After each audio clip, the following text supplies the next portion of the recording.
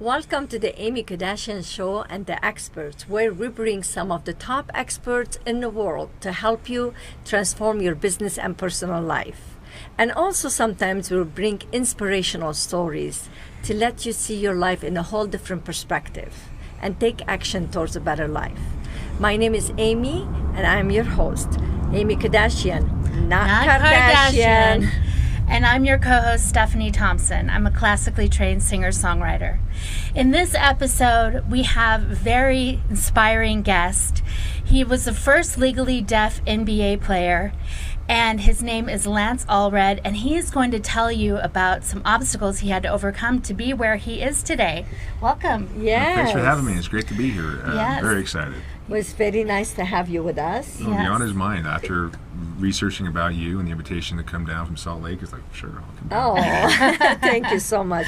We really appreciated you, especially yesterday. You touched so many people's heart at the red carpet event we had, and I'm feeling so happy to have you in the academy, our academy, because I know you are going to inspire a lot of people. I mean, you've gone through so many obstacles in your life, and I think sometimes women relate to women, but a lot of men, they will relate to you. Yeah.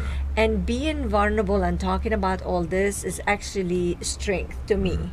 And that's why people yesterday, they were so amazed by your story, and they ran and bought your books, and they want to get to know you more. You're just amazing. Thank you.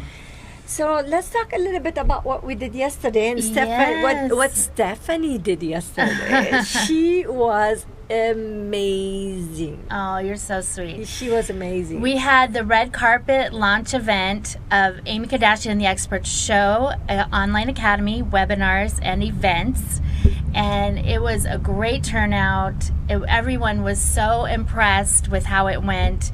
And Amy, your speaking was just amazing, as always. And it was just a celebration of Amy Kodachian and everything she's worked for the last 10 years. Hey, I felt a little bit taller yesterday.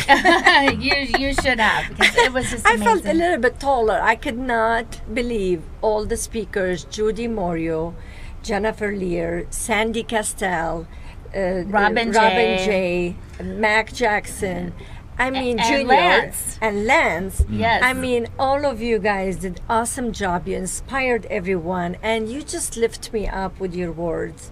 I don't have words. I felt I'm a speaker, but I was speechless, kind of.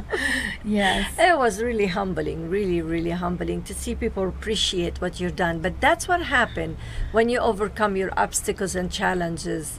You think people, they don't notice that, but you see, when you sit back, you see how many people really appreciate what you have done in your life. So overcoming obstacles is not only just good for your soul and good for yourself, it's good for others, and then you understand it after you see how impactful what you have done. It just makes the difference to other people too at the same time. So I was so humbled yesterday with everybody. It was a great event. Yes. It was a great event. Okay, enough about the event. We have you here, coming all the way from Utah. Yes. Right? I'm excited to be here. Honestly, it's like I got family here, but like honestly, it's a great opportunity. So thank you for seeing my value. It means a lot. Of course, you have a lot of values. Let me ask you a question. A lot of people yesterday asked this. They said, okay, he's hearing okay, so how, when he played, if he's hearing okay, then there's no problem. But I want to ask you this, and I want you to answer that question. It's a double-edged sword. I wear these tiny hearing aids, but I have to really be focusing on people reading their lips when they're talking to me. And my mother had me in speech therapy twice a week till I was 16, learning to talk this way. But when I got the digital hearing aids, I really started to understand, because as I showed last night, is, most deaf people that talk like this, that's how I talked. Oh. But when I got digital, so we talk like that in the back of our mouths because we feel that reverberation in our skull. So we feel like we're making a sound.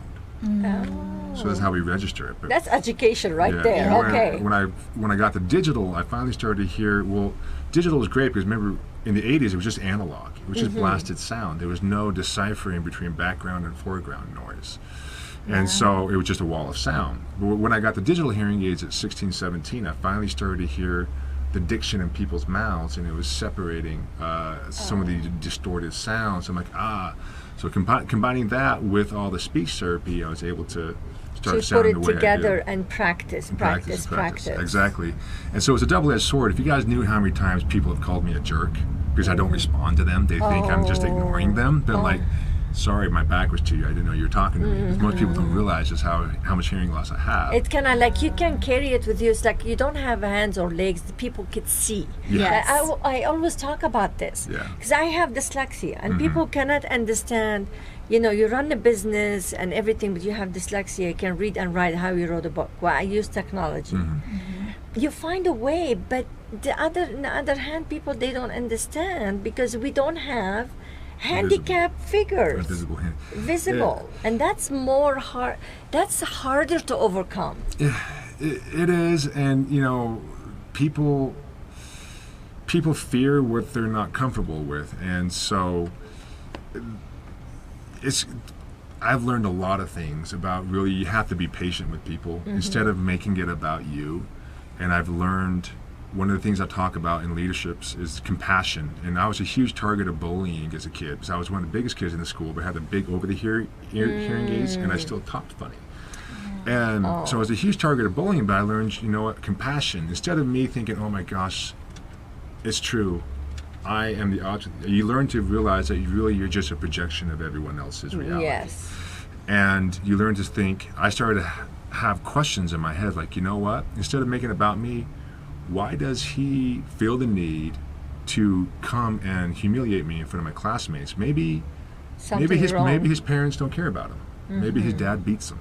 Yes. And so I started to learn to have compassion. And here's what I say, it's almost oxymoronic, but it's not. Compassion protects you. It gets you outside of yourself. Yes. And it gets you giving more, and you realize you're not able to internalize things when they happen to you. So it actually makes you stronger. And so those are some of the things I had to learn with my disability, that so much adversity forced me to grow. And that if it doesn't kill you, it makes you stronger. Yes. You know this. And if my mom had allowed me to stay inside my comfort zone, but I didn't have those opportunities. I was born and raised in polygamy in this tiny commune in rural Montana. Okay. There were no amenities to learn sign language. So I had to be thrown into the fire. I had to learn to speak. You had to stand up for you. You have to learn. You find your way. You have to find your way. And because I was continually being pushed outside of my comfort zones, I don't have any comfort zones anymore. And that I've had to travel all over the world speaking broken English with people, learning to communicate. Yeah. But I learned to communicate mostly with body language, and that's why with my hearing loss I was a team captain on a lot of my teams. You mastered something, right? Yeah. Because you have some other weaknesses, you mastered and body so language. to finalize, to ask your question, that I actually could not play with my hearing aids in that there's concussion issues. I got hit when I first started playing at the age of 14. I started playing a little bit later than most kids. And it was such a massive injury with how to get stitches inside my ear canal that I just played basketball without my hearing aids. And so there are things I had to be a much more visual player. I had to approach the game like a game of chess. And so if I couldn't hear things, I had to recognize other people's positions and figure out the play. But I tell everyone in the fourth quarter, everyone's deaf. So when we come back, we're going to talk about how you overcame this, your obstacles and leadership and etc. So if you want to learn from someone who can inspire you and empower you, stay tuned. We'll be right back.